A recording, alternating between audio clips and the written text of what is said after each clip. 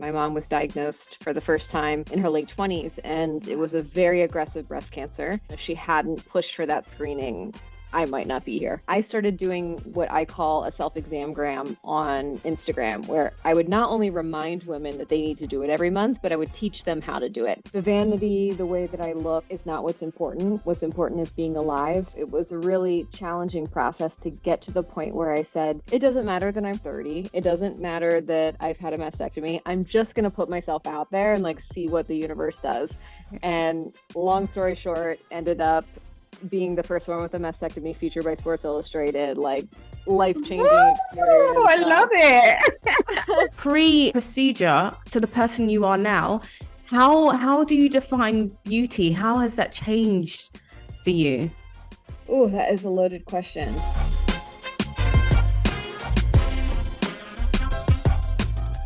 Your mum was roughly around 27 years old when she realized that she had stage 3 breast cancer. Take us through that, because I know that your great aunt also had breast cancer and your grandmother. So it's hereditary. It's in the family.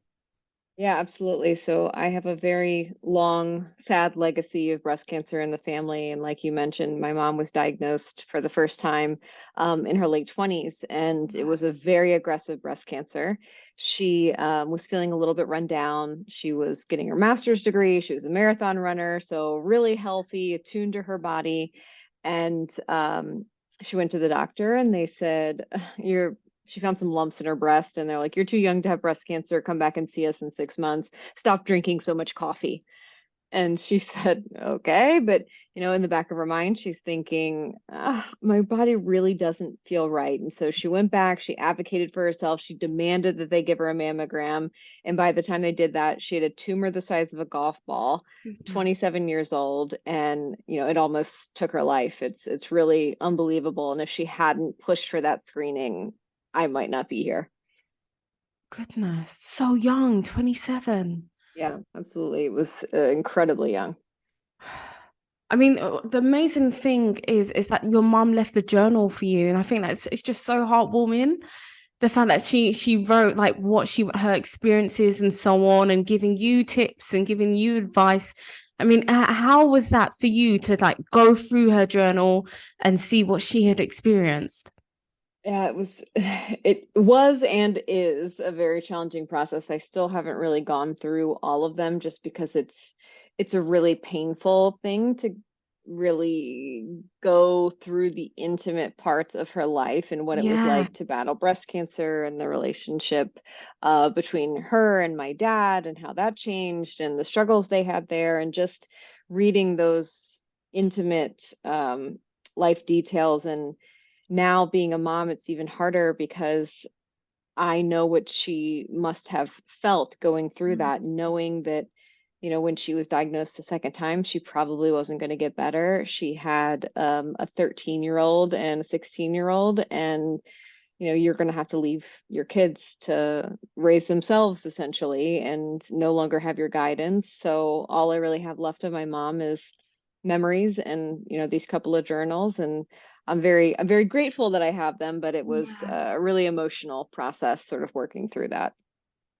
Goodness. I mean, that's what sparked your dad as well, telling you, isn't it, that you need to go and have a double mastectomy. I mean, you were so young, just 26 years old when you had reconstructive surgery. How did that Yeah. make you feel? Especially the fact that you're in the limelight. It's all about your image, isn't it, for you? I mean, you're being judged on your image. Yeah, I always make the joke, being in the beauty industry, being in pageants, I was cashing in on my boobs. And so the idea that I had to really knowingly and willingly remove a really iconic part of my body, Mm, in a preventative way, to get rid of a cancer that didn't exist yet. And yeah, so it was a really challenging process to get to the point where I said, the vanity, the way that I look is not what's important. What's important is being alive, for myself, for my future partner, for my future child. And now it's really a full circle moment, to be married, to have a little girl now, and to be living the future. I'm yeah, living what I did this for. And that's a really cathartic and special experience. You are so, so strong. So, so strong. I mean, I how did appreciate you? you saying that. Thank you. Oh, you're most welcome. I mean, how did you like in terms of your mentals and how did you prepare yourself mentally for the procedure? Oh, I think a lot of it was just sort of blind naivete. I just said, "Hey, Yeah. I know this is something that I have to do, and I'm just gonna have to do it." So you just sort of put your head down and go in, and Mm. I didn't know what the outcome was going to be. I didn't know what I would look like. I didn't know if I would be able to reconstruct my breasts. When my mom had a mastectomy, she wasn't able to. The tissue was too damaged. She lived most of her life with one breast. And so for me, I knew that there were risks. I was fortunate enough to do this proactively and preventatively. And so there's really wonderful physicians out there. I had a great reconstruction, but you don't know that ahead of time. So there's Yeah, all these yeah. worries, all these fears. I wasn't married. I didn't have kids. Wondering if my partner would stay with me, if things were going to be the same. And fortunately, I have a really wonderful husband. The guy I was with then is now my husband, father of my daughter, and so I was very, very lucky in that sense. But it was not an easy decision to make. Yeah. Well, it's amazing that you had that support network around you, which is obviously Oh, so for sure. important. For sure. And that's really one of the horrifying things that I see in the breast cancer community. I'm a member of all of these support groups, and I Yeah. see women writing about how their husbands consider it an elective procedure, or, hey, I didn't sign up for your body to look like this. No They go way. through a breast cancer diagnosis, lose their breasts, and their husbands are like, hey, I'm out of here. You don't look the same. It's No way. mind blowing to me. Yeah. What? That is It happens bananas. all the time. And they say that I heard some scary statistic the other day, and I'm probably saying it wrong, but it was something like you're more likely to lose a marriage after a breast cancer diagnosis than to No stay in one. way. Yeah. Goodness. Yeah. It is mind blowing.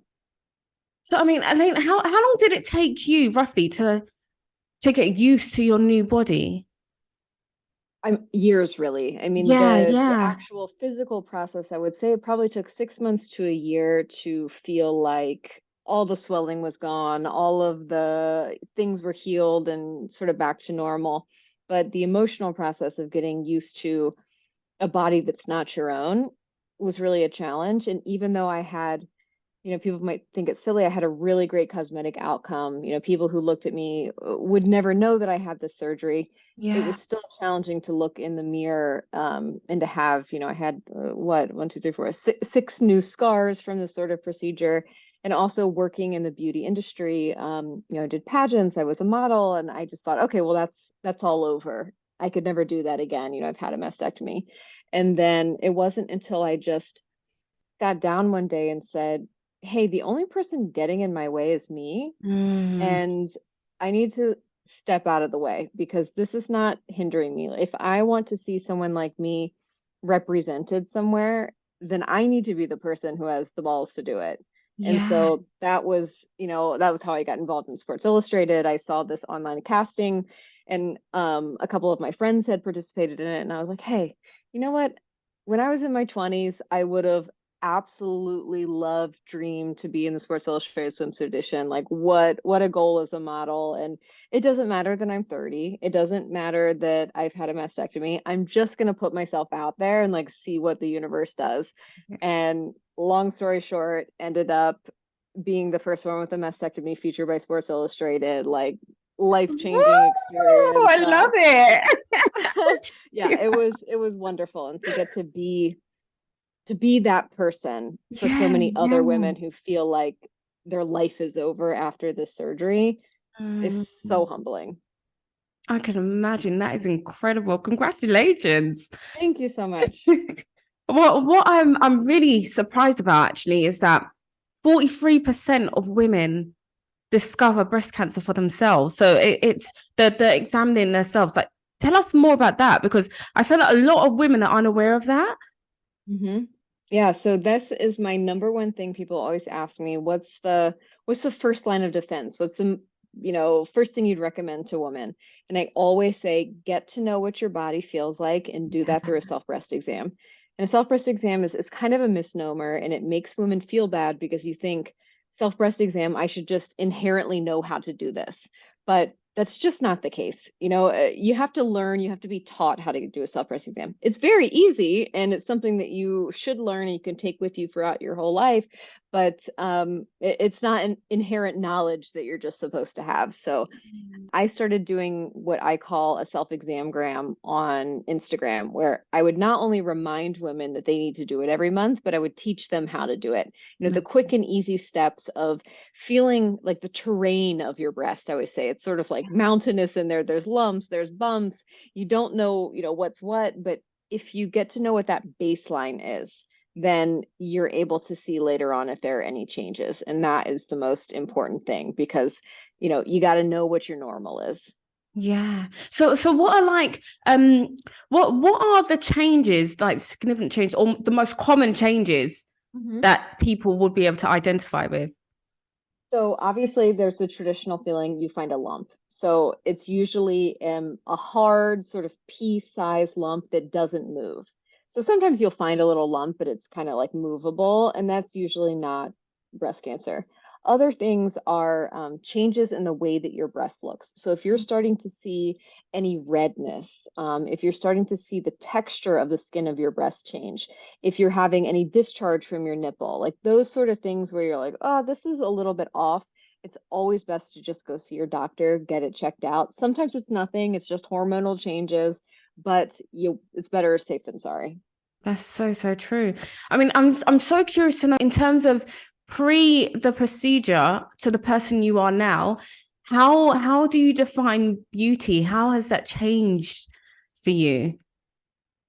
Oh, that is a loaded question. I want to say it's certainly given me better perspective on what is important and how I see beauty within myself.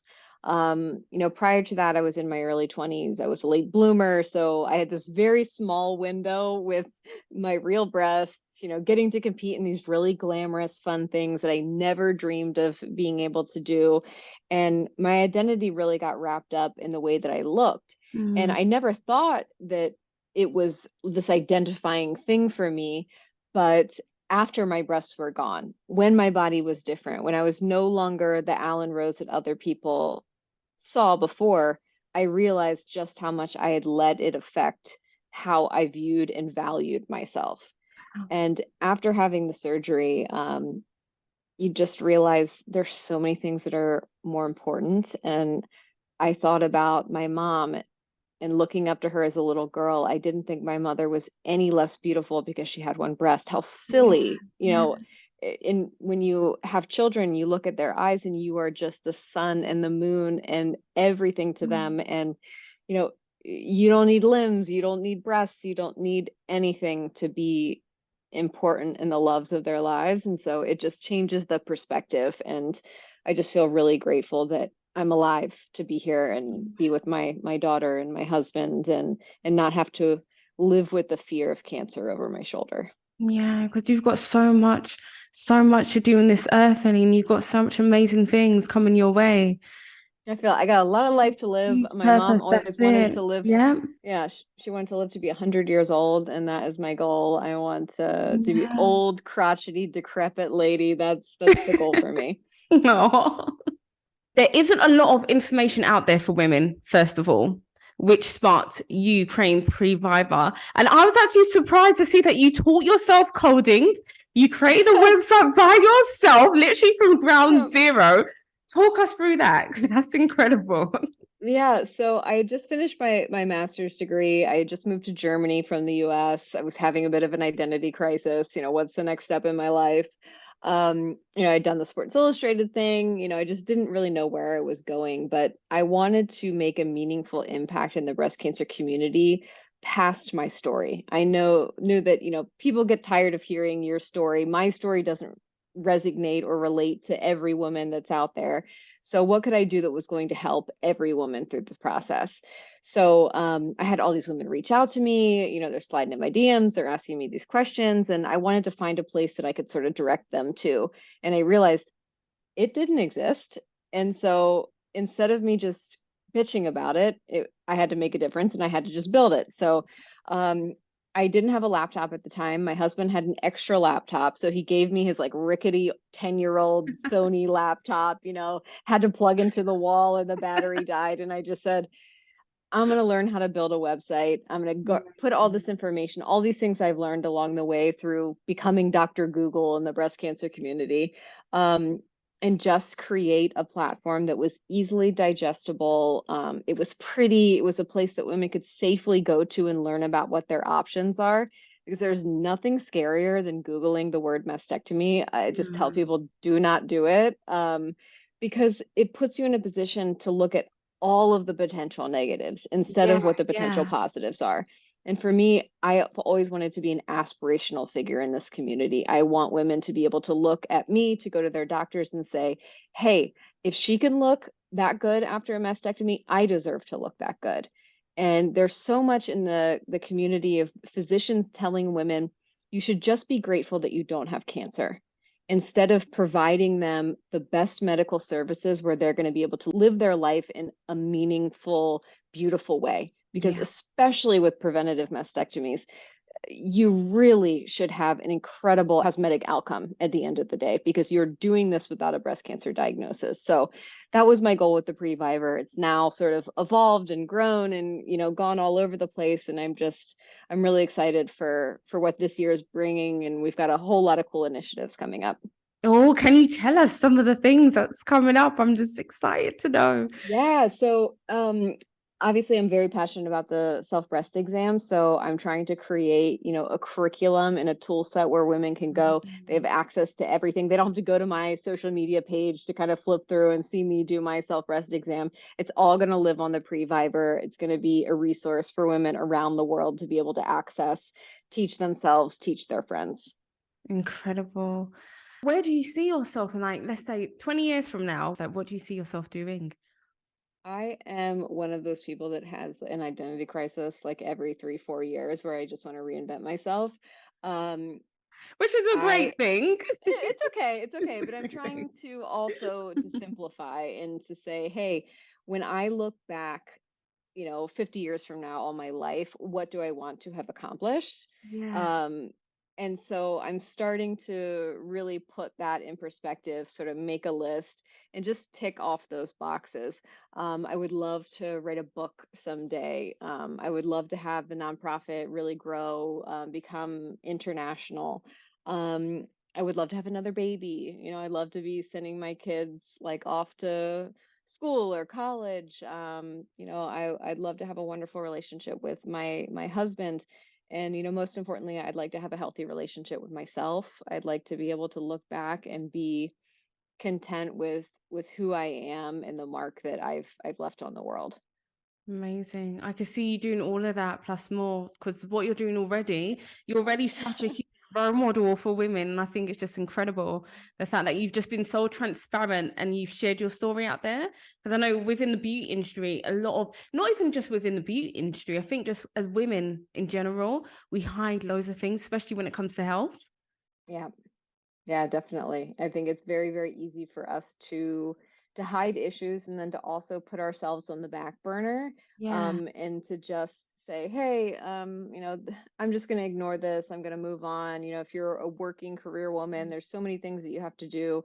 And then if you become a mom, you know, it just adds to the layers of complications. So I think it's really, really important that we focus on ourselves. We allow ourselves the time and the grace to care for ourselves and to be thoughtful about our healthcare. Yeah, I totally agree. I mean, I love the fact that you've created this amazing community. And in addition to that, you're sharing your story on IVF and so on. And I want us to go into that. CA1 and 2 mutation that can That's increase your it. chance That's of the breast one. cancer. Yeah, so it's really unbelievable what science does now. So through Yeah. the power of IVF and genetic testing, you are actually able to go in and identify single gene mutations and remove those embryos from your batch of potential embryos. So they can say, hey, this embryo has this genetic mutation, this one does not, and allow you to really eliminate these sad legacies from your family tree. You know, Yeah. that gene mutation can stop with you. And so that's what I'm doing. I don't carry the breast cancer gene mutation, but I have another really rare mutation. And it was important for me to not pass that on to my children. And so it's a lot of money, it's a lot of time, it's a lot of traveling going through IVF because I have to go to the US to do it. But I'm just so grateful that I have one healthy little girl. We're hoping for another child. I'm actually leaving tomorrow to fly to the US to go through another FET, which is a frozen embryo transfer, and knock on wood, hoping to bring home another baby. Amen. Oh, well, Allyn, you're absolutely incredible. Thank you so much for sharing your journey with us, the viewers, listeners. Thank you so much for being fearless, your determination. You're such an icon. And Oh my gosh, you're you are so kind. I'm just seriously, gonna record you this podcast, are, have it like play as my ringtone in the morning to wake myself up. You're an icon on repeat. you are an absolute icon. The fact that you're so fearless and seriously, everything that you're doing, and you've created this amazing community and this amazing hub for these women, I think is just so incredible. And as I said before, you're helping more people than you actually know, because a lot of people will be following your journey and what you're doing, sharing your journey with others, people that you don't know around the world. I think it's absolutely incredible. So thank you for everything that you're doing. Thank you for taking us along your journey. I mean, how can the people, the viewers and the listeners, how can they connect with you and see more? So I'm available across all social media platforms. Slide in my DMs. I read everything. I respond to everything. So I'm at Allyn Rose everywhere. And then if there's any women out there looking for more information on, you know, breast cancer, reconstruction, or even if you just know someone going through it and you want to know how you can be helpful, the Previvor.org is the nonprofit, and we've got information A to Z for all your breast cancer wants and needs. Oh, amazing. Thank you for joining us. You've been absolutely incredible. And Thank you so I much, can't wait for you Rebecca. to come back on the show when you've had baby number 2. Oh my gosh, can't wait. We're gonna do it. We're putting the positive vibes out into the universe. That's for manifesting a baby here. Absolutely love it. I think it was great. Thank you so much. The vanity, the way that I look is not what's important. What's important is being alive.